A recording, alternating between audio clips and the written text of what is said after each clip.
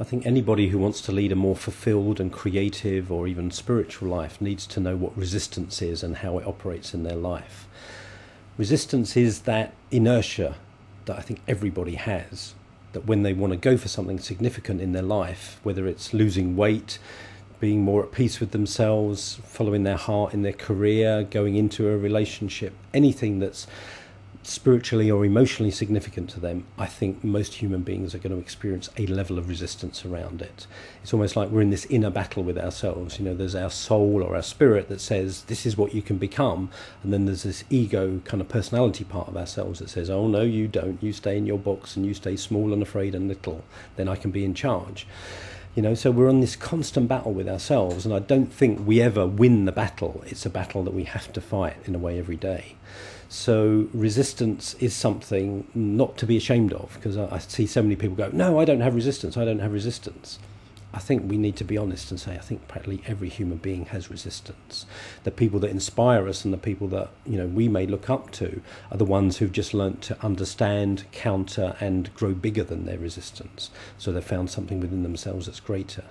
So I think we need to understand that probably all human beings have resistance, and it often doesn't show up in our life until we do something or think about doing something quite significant. So if you want to stay in a boring job that you don't enjoy, earning money but not being particularly inspired, your resistance will probably not show up. But if you then decide you want to move from your job in telemarketing and write the novel that you've been thinking about writing for years, or start the business that you've been thinking about starting for years, or, you know, doing something creative, or going to work and, you know, helping the poor in Africa, that will be really significant to you, that's when your fears will really arise. They've always been there, but I think they're often buried until we start taking those steps. And it's so heartening to hear that, you know, so many people can recognise this. I just had an article in a magazine about, you know, stop resisting your success, and I was talking about how we all do it, and I had so many emails from people saying, oh, it's so gratifying to hear you talk about this. I thought I was the only person that resisted success. We all resist our success. I think we're resisting pain. Because what that personality part of us will say was, well, you know, say you do something and you look stupid, or you fail and it doesn't work out, won't you feel stupid? You know, won't it be painful? So why don't you just stay in your box and avoid the risk? So in a way it appears to be our friend, because it's saying, you know, you just do what I say and you'll save yourself from pain, which seems logical. But I think what it's also doing is it's trying to stop us finding the real juice in our own life, the real fulfillment and the real success. So I think on the one level, resistance appears to be saving us from pain, but I think our master fear is actually our resistance to success. And I don't just mean financial success. I mean being creatively fulfilled. I mean touching the lives of other people, being an inspiration, being creative, being authentically ourselves. I think we're more afraid than anything of following our own inner voice and blossoming into who we can become. Because, you know, why, it seems silly, why would we be afraid of that? Because I think on one level we're afraid of standing out. You know, it feels comfortable to fit in. But I think, you know, if you want to be any kind of, you know, inspiration to yourself or to other people, you're going to need to stand out. You're going to need to become more visible. You're going to get seen and known by people. And for some of us, that sounds exciting. But again, it's like, you know, most of us equate attention with negative attention. That if we become visible, we're going to get criticised or judged or attacked or undermined or misunderstood and all those kind of things. So I think it does take courage to really overcome our resistance and blossom into who we can be. But I think it's so gratifying. And I think, you know, when I talk about, you know, my own resistance, you know, I've written 5 books, but every book I can say is testimony to having to have to beat a load of resistance. You know, when I wanted to write my first book, The Work We Were Born to Do, you know, part of me was really inspired, but then I thought, but, you know, who needs another book on this subject? People have been writing about this stuff for 2,000 years. Who's going to want to listen to me writing about this? There are so many people that have already expressed it all so eloquently. I had massive resistance to writing my own book, even though I thought I had a great idea.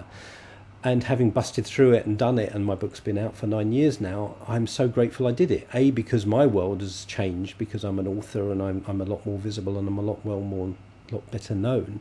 But also, you know, just the gratitude from other people for me having busted through my own resistance to turn up more fully and inspire them.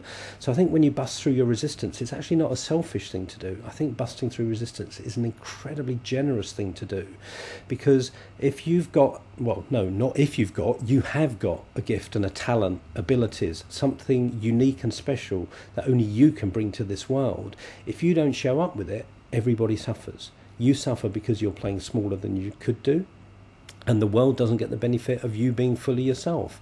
So I think busting through resistance to be who you are is incredibly generous, and I really respect everybody and anybody who does bust through their own resistance and grows bigger than their own fears. So you know, I think it's an incredibly valuable thing to do, an incredibly generous thing to do.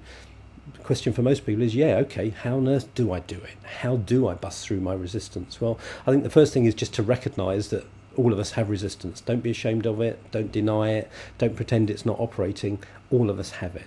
So firstly, awareness. Secondly, choice. Say, what is it that you're going to make more important than busting through your resistance? You know, I do many things. One of the things I do is giving public talks, and there are often days, or not often, but sometimes days when I wake up and I think, I feel crap today. How can I inspire anybody else? I can hardly inspire myself today. And the way I get through my own resistance is to make something else more important than me feeling bad about myself. And the way I do that for myself is to put myself in service. You know, I call it put myself in service to life. You know, if I can say something to somebody that's going to help them or give them hope or change their life or just uplift them or entertain them, I choose to make that more important than feeling bad about myself. Because I think what happens is often we're very self-conscious. We put the spotlight on us. What are people going to think of me? What are they going to say about me? Are they going to like me? Are they going to accept me? Are they going to approve of me? And I think little by little we can take the spotlight off us and put it onto other people and say, instead of me thinking about me so much, I want to make thinking about and helping other people as important or more important than how I feel about myself. So awareness, choice, making something else more important than your own kind of self-consciousness. Another way through is just to take baby steps. I think so often, you know, in our lives we feel like, well, I'm here, I'd love to be here, how can I ever get from here to here? And I think sometimes we feel nothing's going to be significant enough to get from here to here, so why bother to do anything? And I think what most people don't understand is the power of baby steps and what I call incremental growth. That sometimes just the first step and then the second step and then the third step opens up new vistas, it builds up new self-confidence, it opens up new opportunities. But it's only because we took those baby steps, which in themselves perhaps didn't feel that significant. But by taking them, we grow and we learn and we become more self-confident. So, you know, I would say my life has been just millions of baby steps. Just tiny, tiny steps that grow on the shoulders of the ones before to blossom into a successful life. But I think most of us want to catapult ourselves from where we are to a hugely successful life, and we don't want to have to do the incremental work in between. I don't think it happens that way. Another way of busting through resistance is sometimes education. Sometimes we just don't know how to do something. You know, I work with many people who are employed who would love to start their own inspired little businesses. And often they've got this idea and they know where they'd love to get to with it, but they go, well, how do I get from here to here? And I think often they just don't know what the steps would be. So if they listen to somebody who's taken those steps, who can say, what I think the steps are is, first you do this, secondly you do that, thirdly you do that, fourthly you do that, suddenly they go, oh, now I can see how I can do it. And then the resistance begins to subside. So I think knowledge, know-how and practical skills and strategies are great resistance busters, because where there's lack of knowledge or ignorance, fear can breed. And as soon as we have information and ideas and strategies, the fear can begin to subside. So, you know, that's for me education. I think education is a great resistance buster. But I would put a caveat to that and say sometimes people also want to keep learning rather than bust through their resistance. You know, I've known people that have got more letters after their name than in their name because they just keep studying. But in the way, what they're doing is they're just feeding their resistance by saying, well, you know, I'll just learn more and then one day I'll be ready. You know, I'm a great believer in do what you can with everything you've got from where you are right now. And by all means, learn more as you go, but do everything you can right now from who you are and where you are. You probably won't be prepared. You don't feel prepared, but start anyway. One of my favourite quotes is a guy called Sheldon Kopp. He said, "I've never embarked upon a journey for which I felt adequately prepared."